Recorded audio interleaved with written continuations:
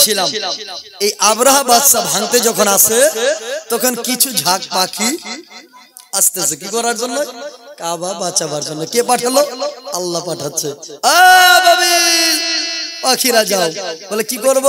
বলে একটা করে পাথর লাও। কোন পাথর? কাঙ্কার। আমরা যখন ঘর বানাবার জন্য বালি নিয়ে আসি না, বালি যখন ঘর পলস্তরের জন্য লাল বালি আমরা আবার চালি, ওখান থেকে কিছু কিছু কাঙ্কার বাদ দিই, ছোট ছোট পাথরগুলো বাদ দিয়ে দিই, যেন পলস্তরে ঘর দেওয়াল পলস্তরে যেন লেভেলিংটা সুন্দর আসে, দেখতে ভালো লাগে, চিকন হয়। তো এই কাঙ্কার গুলো ছোট ছোট পাথর গুলো বাঁচে। এই ধরনের পাথর কিতাবে পাওয়া যায়, কোরআনের তাফসিরে পাওয়া যায় কাঙ্কার। কাঙ্কার মানে ছোট ছোট পাথর। আল্লাহ রাব্বুল আলামিন বলে, এ আবাবিল পাখিরা কাঙ্কার পাথর নিয়ে যাও আর ওই আবরাহা বাদশার সৈন্যের উপরে নিক্ষেপ করো। আবাবিল পাখির রাজা বলে, এ রাব্বুল আলামিন এই কি ছোট কাঙ্কারে কোনদিন মানুষ মরে নাকি? আবাবিল বলতেছে, এ রাব্বুল আলামিন এই ছোট্ট পাথরে মানুষ কোনদিন মরে নাকি? আবাবিলকে আল্লাহ বলে, আবাবিল রে নিক্ষেপ করা তোমার কাজ আর তাকে ধ্বংস করা আমি আল্লাহর কাজ। আবাবিল ছোটগুলো পাথরগুলো নিয়ে যাও, সবার উপরে নিক্ষেপ করো রে, সমস্ত পাথর তুলবা, তবে মাহমুদ নামক পাথর তুলবা না, যেই পাথরে মাহমুদ নাম লেখা থাকবে। মাহমুদ কার নাম? ওই হাতির নাম। যেই পাথরটাতে মাহমুদ নাম লেখা থাকবে ওই পাথরটা তুলবে না, বাকি সমস্ত পাথর তুলে তুলে তাদের উপরে নিক্ষেপ করো। বোঝা গেল মুসলমান, আল্লাহর কাবা ঘরকে ভাঙতে গেল না, আমার রাব্বুল আলামিন তাকে বাঁচিয়ে নিল। এমন কি পাথরগুলো আবাবিল পাখিরা নিয়েছে আর নিয়ে সমস্ত সৈন্যের উপরে নিক্ষেপ করতেছে। উপর থেকে পাখিরা কেড়ে ছেড়ে দেয় আর পাথর আবাবিল পাখি ছেড়ে দেয় আবরাহার সৈন্যের মাথার মগজ থেকে নিয়ে শরীরের মাংস পর্যন্ত নিয়ে ওই পাথর জমিনের ভিতরে চলে যায়। একবারে ময়দা ময়দা হয়ে গেল, ধ্বংস হয়ে গেল। কেউ বাঁচলো না, শুধুমাত্র বাঁচানেওয়ালাও বাঁচানোর আল্লাহ রাব্বুল আলামিন সেই বাঁচলো মাহমুদ নামক ওই হাতিটা। এখন বলুন, আল্লাহ বলছে আবাবিল ওই পাথরটা নিবি না যে পাথরটাতে মাহমুদ নাম লেখা আছে। এখন বলেন তো এই মাহমুদ শব্দ মিম হা মিম ওয়া দাল, এই অক্ষরটা পাখি করে কি করে চিনবে? এরা কোন স্কুলে পড়েছিল? মোহাম্মদ শব্দ কোনটা আর আহমদ শব্দ কোনটা আর মোহাম্মদ শব্দ কোনটা? এই শব্দটা পড়তে পাখি শিখলো কোথা থেকে? তো গায়ের মুকাল্লিদ আহলে হাদিস ওয়াহাবিরা বলবে, শুনো, আল্লাহ যাকে তৌফিক দিবে পড়ার অবশ্যই সে পড়তে জানবে।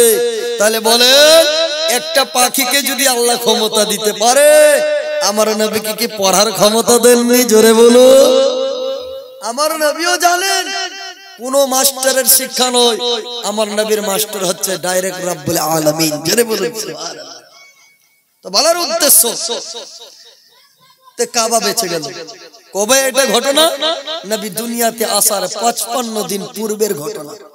নবী দুনিয়ার বুকে আসবেন, মা আমিনা বলে আমার ঘরে আমার বেটা মুহাম্মদ আসার দুনিয়াতে আসার পূর্বে এমন অবস্থা হতো, রাস্তা ধরে হাঁটতে গেলে গাছের পাখিগুলো আমাকে সালাম করত, রাস্তা ধরে হাঁটতে গেলে দুই পাশের গাছগুলো আমার দিকে ঝুঁকে যেত। কি হলো কি হলো? হযরত আব্দুল মুতাল্লিব বলে, রে বেটি আমেনা, বইয়ের কোনো কারণ নাই, চিন্তা করবা না রে বেটি আমেনা, কারণ তুমি এমন তেমন বাচ্চার মা নয়, তুমি এমন বাচ্চার মা হতে চলেছো আমেনা, তুমি বিশ্ব নবীর মা হতে চলেছো। এই নবীর ব্যাপারে ভারতের বিখ্যাত পণ্ডিত তুলসীদাস বলেছিলেন, গতকাল বলেছিলাম, আগতম ভূতলম স্বাগতম মঙ্গলম স্বাগতম স্বাগতম, হে নবী মঙ্গলম দুঃখরম সুখকরম জীবনম মঙ্গলম, হে নবী হে শফি মঙ্গলম বৈভবম আমিন মঙ্গলম, হে হালিমা সুদি মঙ্গলম ভূসলম জুহরম নির্মলম মঙ্গলম শীতলম সুফলম যুগ জয়ী মঙ্গলম। বলুন এটা কে? ভারতের বিখ্যাত পণ্ডিত তুলসীদাস আমার নবীর ব্যাপারে, নবীর মিলাদ নিয়ে লিখতেছেন সংস্কৃত ভাষায়। নবী আগতম, নবী যখন এসেছিলেন ভূতলম, এই ভূমিতে অর্থাৎ পৃথিবীতে, স্বাগতম মঙ্গলম, সেই সময়টা বড় সুন্দর সময় ছিল। জোরে বলুন। এই সময়টাকে আমরা শুভে সাদিক নামে জানি। পীরগাঁয় মুসলমানেরা মনে রাখবেন, ওই সময় শুভ সাদিকের সময় বিভিন্ন মাস্টার, বিভিন্ন ডাক্তার, বিভিন্ন প্রফেসর, বিভিন্ন সার্ভিসম্যান, বিভিন্ন অফিসিয়াল মানুষেরা নামাজ সেরে রাস্তাতে হাঁটা চলা করে, দৌড় লাগাই, এক্সারসাইজ করে না, ব্যায়াম করে, এক্সারসাইজ করে। বলছিলাম ভাই কি করো? বলে শরীর চর্চা করতেছে, এক্সারসাইজ করতেছে, আমার পেট বেড়ে যায়, আমার হেলথ ভারী হয়ে যায়, যার কারণে শরীরকে সুস্থ রাখার জন্য, শরীরকে ফুর্তি রাখার জন্য নিজের শরীর চর্চা করতেছে।